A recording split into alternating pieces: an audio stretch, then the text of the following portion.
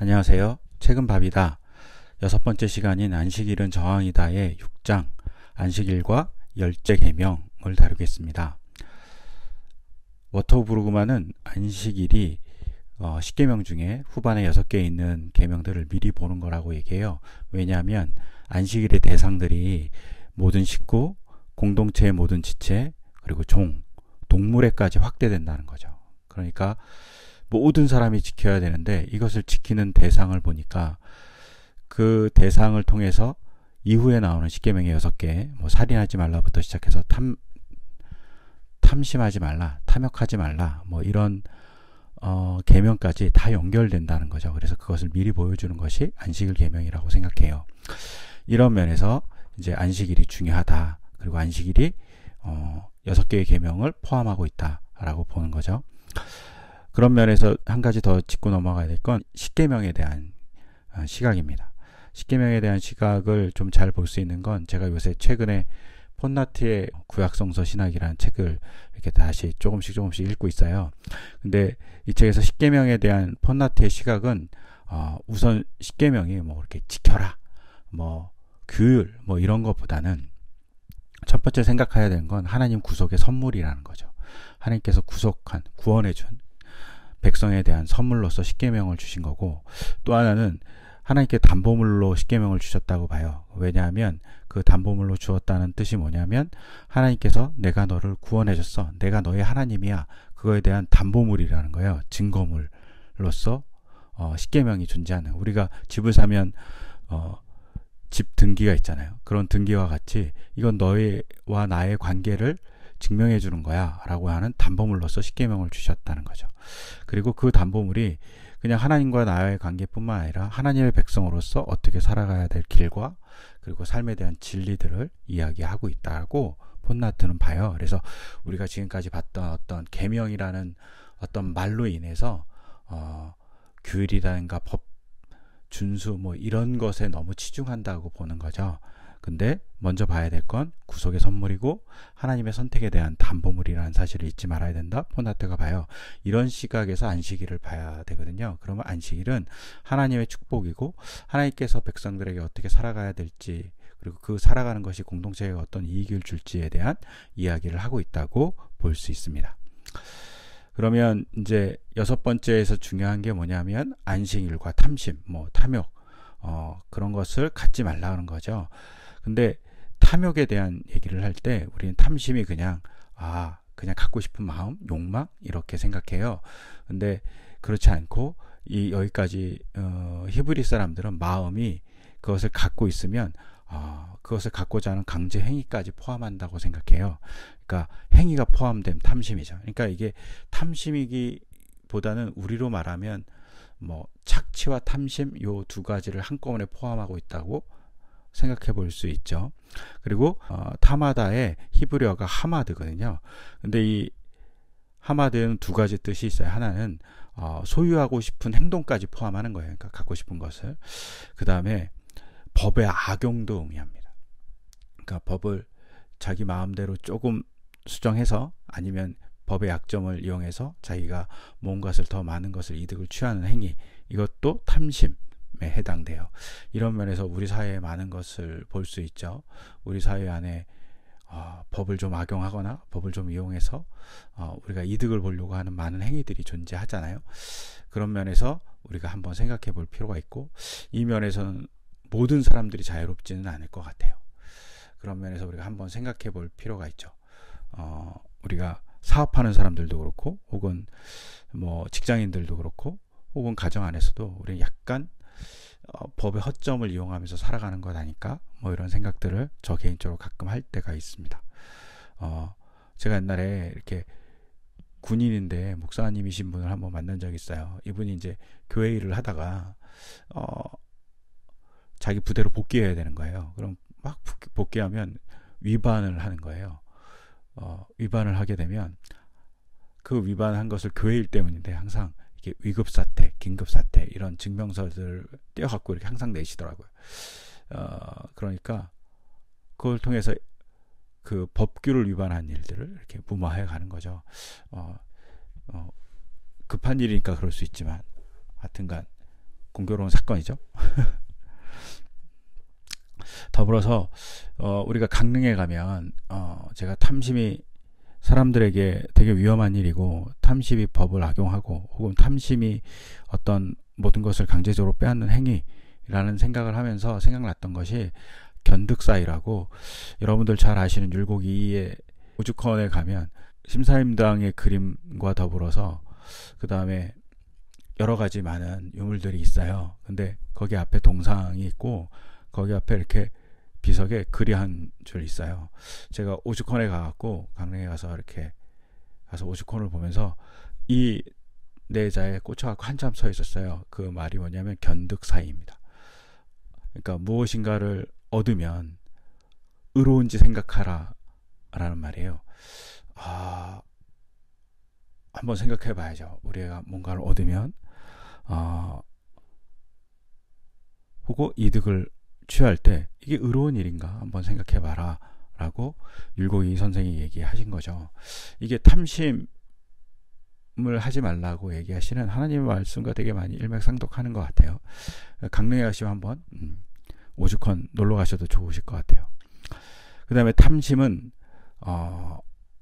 행동까지 나타내는 건데, 탐심을 하는 대상이 뭐냐 해서 이것을 향하여 탐심을 가지지 말라, 아니면 빼앗는 행위를 하지 말아라 이렇게 얘기해요. 그게 집 안에 종 가축이고, 그 다음에 신명기에선 땅이 포함되어 있어요. 이것을 볼 때 우리가 잘 봐야 되는 것은 뭐냐면, 집은 사회 경제적 총체, 그러니까 재산의 전부인 거죠. 그걸 탐하면 안 된다는 거죠. 아내는 가부장적 사회에서는 가장 중요한 재산인 거예요. 생산을 해주고 혹은 여러 가지 많은 것들을 서포트 해주는 분이잖아요. 그러니까 가장 중요한 거예요. 근데 그 삶에 가장 중요한 걸 빼앗지 말라는 거고, 이거는 그 사람의 가정의 기둥과 같은 존재를 빼앗지 말라는 일도 돼요. 그 다음에 종은 경제적인 수단이에요. 가축도 마찬가지고 경제적 수단을 빼앗지 말라라는 얘기가 되죠. 그리고 이제 신명기에서는 땅은, 이게 땅이 있어야지 먹고 살잖아요. 그러니까 목숨과 직결되는 기본이 되는 것을 빼앗지 말라, 이런 얘기가 될 수 있어요. 그래서 이런 것을 빼앗지 말라는데 그 대상이 이웃이에요. 그리고 그 이웃에 해당되는 히브리어가 레아인데, 이거는 사랑하는 친구 혹은 동료를 의미해요. 그러니까 우리가 이웃을 바라볼 때 어떻게 바라봐야 되냐면, 사랑하는 친구 아니면 동료로 바라보는 거죠. 그것이 가장 중요하다고 얘기하죠. 그리고 그들의 재산을 탐하는 것은 잘못되고 빼앗는 것도 잘못된 일이다 라고 얘기합니다. 이런 일이 비일비재하게 현대사회에서도 많이 벌어지죠. 그래서 그런 면에서 우리가 한번 생각해보고 기독교인으로서 그걸 어떻게 행동해야 될지 고민해보는 건 되게 중요해요. 근데 이 10번째 계명, 탐심하지 말라는 이 계명을 두 번째 큰 계명, 이웃사랑이니까 이웃사랑으로 두 번째 큰 계명으로 예수님께서 보시고 계시다는 것을 우리가 좀 잘 생각해 볼 필요가 있습니다. 그 다음에 이 안식일은 보호의 선긋기라고 얘기해요. 왜냐하면 보호선으로 있는데, 힘 있는 자만 유리한 것에 대한 선을 긋는 게 안식일이라는 거예요. 그리고 정치권 그리고 종교에서 전문가들, 권력자들이 자기들의 어떤 이익을 위해서 뭐 행동을 하거나 누구를 비호해 줄 때 불평등한 힘에 대한 질서에 대해서 선을 긋는 거죠. 탐심을 하지 말라는 자체가.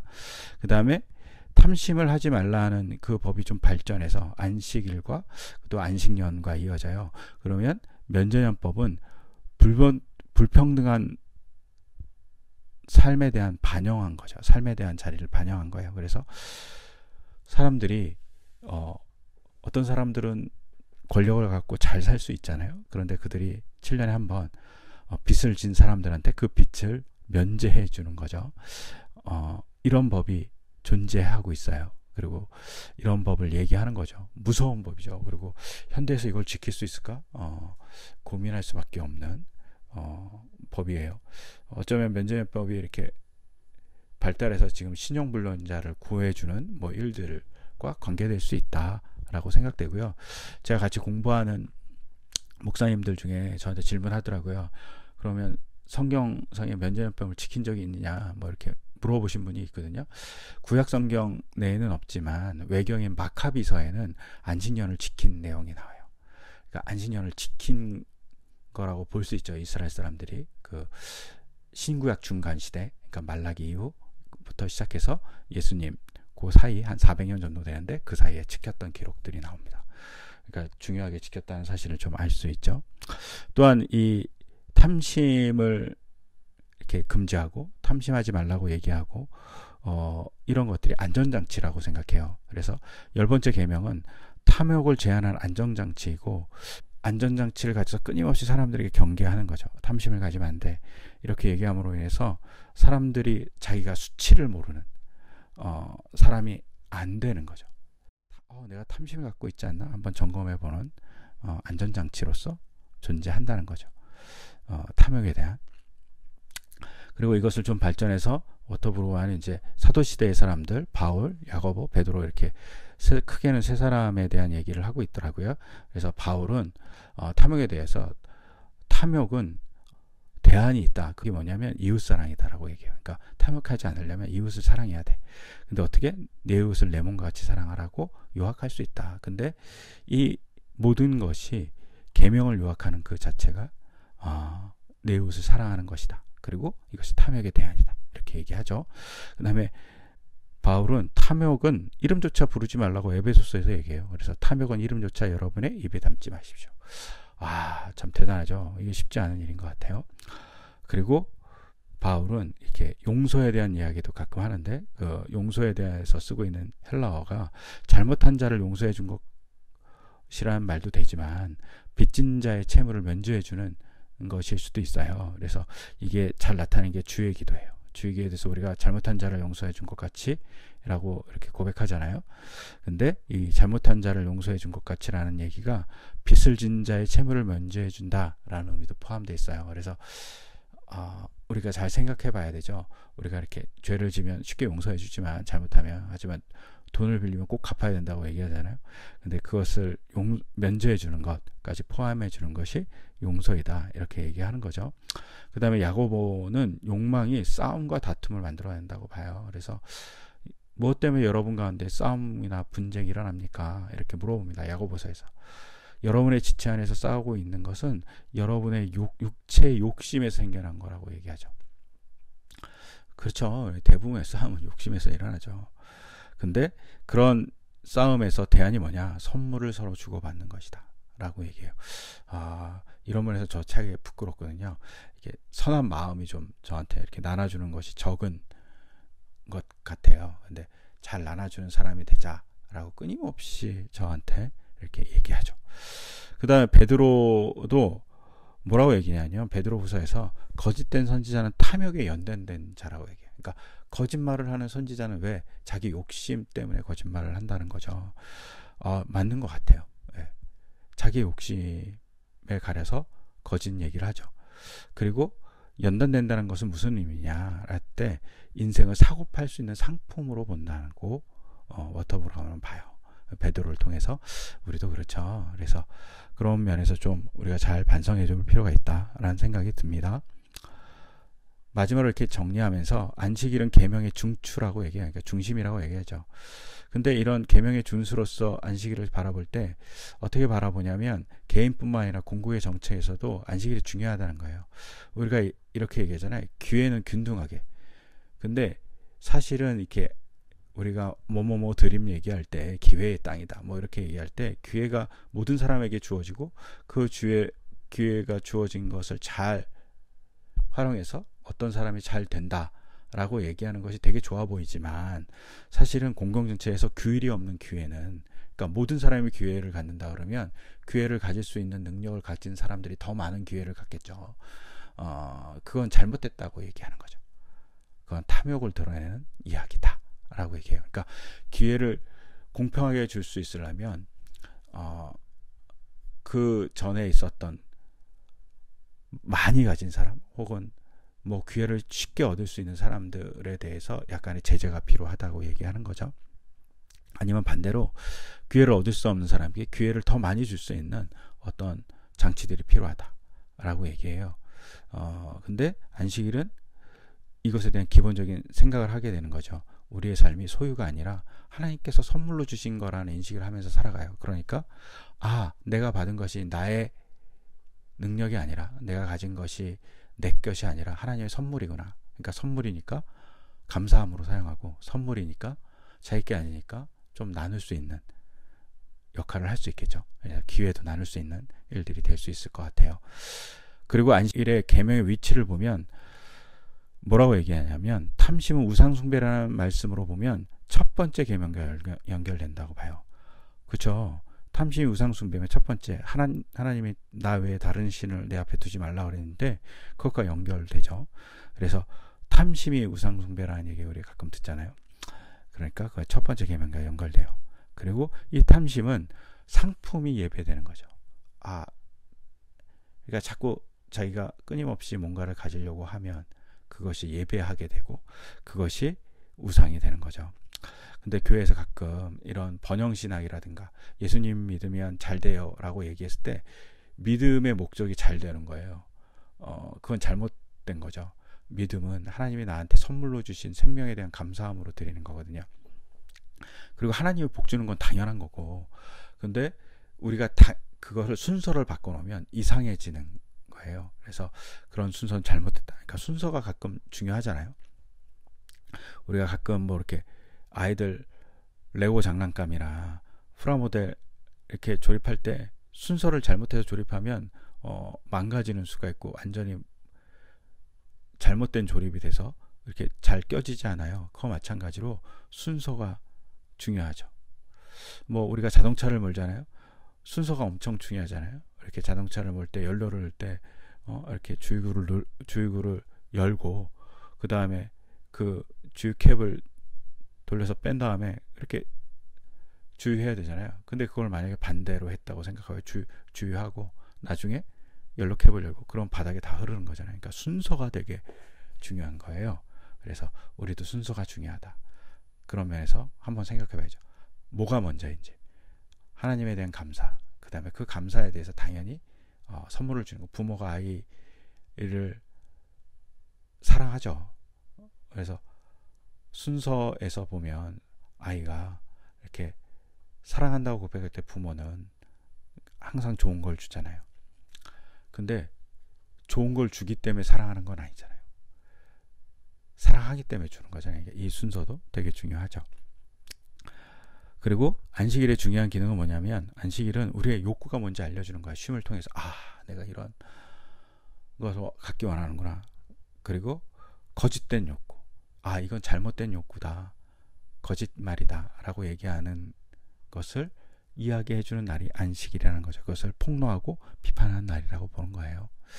그래서 안식일을 통해서 하나님께서 뭘 하시냐면, 사실은 안식일은 하나님의 우리를 손잡아 주는 거죠. 어떻게?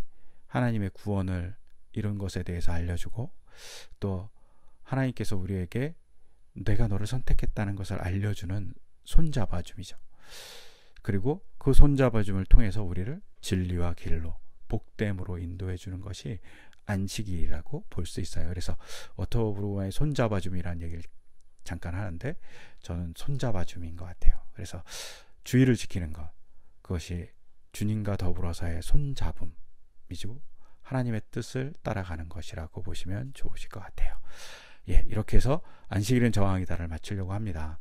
그리고 다음 주는 조금 어려운 책인 마틴 부버의 나와 너를 읽을 생각이에요.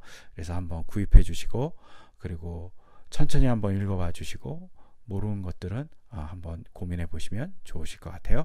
그리고 같이 나누는 시간을 다시 갖겠습니다. 감사합니다.